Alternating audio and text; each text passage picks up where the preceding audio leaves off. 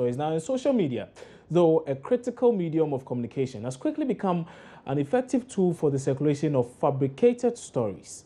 Many have been misinformed after relying on such untruths they consumed on such social media platforms. Now, to check the phenomenon, the Ministry of Communication says it is drafting guidelines to minimize the negative effects of social media use. Deputy Communications Minister Ato Sapon, who was speaking on the sidelines of the 3rd Annual Psychology Conference in Accra, says the guidelines will be ready by the 3rd quarter of 2016. Fabricated stories channeled through social media has in recent times proven quite problematic.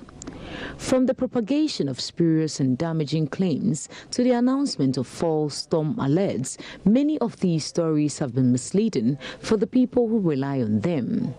The immediate past chairman of the Electoral Commission was recently rumored to have died, only for him to deny the claims in a radio interview.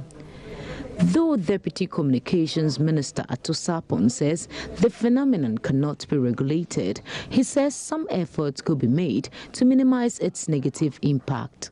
And as government, we believe that it's a very important tool. It's a very important tool for communicating. It's an important tool for business. It's an important tool for social development. It's an important tool for economic growth. So it's a tool that we embrace, and it's something that we support. And so what we'll do is to provide some guidelines on how we use it so that it will benefit all of us. So we've started working on something. It's not advanced yet.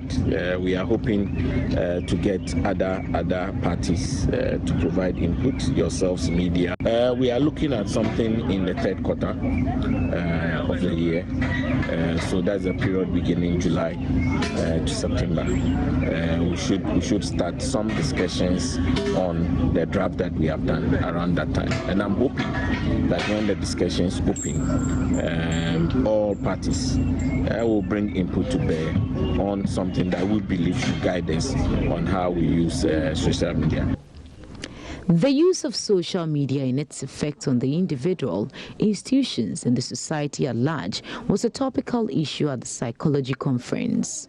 Vice Dean of the School of Graduate Studies, Professor Ahmad de Graft Akins, in a presentation, touched on the use of social media and its mental health implication for users. We haven't done any systematic studies yet, but we can certainly predict that there will be mental health implications. Health burden in Ghana, 13% are likely to be,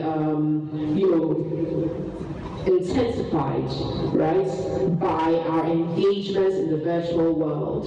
So there are a few things I think we could think about. We've got future research has to look at prevalence of social media use, I think. There's got to be some demographic studies on this. We need to understand the types of use across social categories. Right? Some of the fabricated stories circulated on social media have sometimes been falsely attributed to traditional media houses. ManjoroOnline.com has had reason to disclaim some of these stories. Chairman of the National Media Commission, Kwesi Jana Penton, says media houses have a critical role to play in that space. The same should happen. The fact that something has appeared on social media does not automatically mean that it has been verified, for example.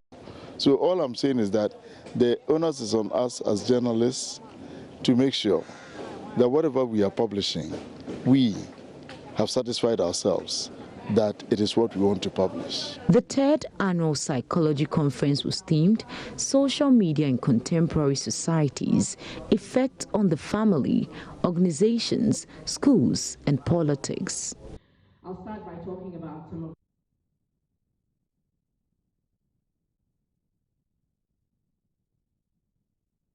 Well, time now for us to take a break here on Newsdesk. When we come back, we'll bring you some business updates. Stay with us.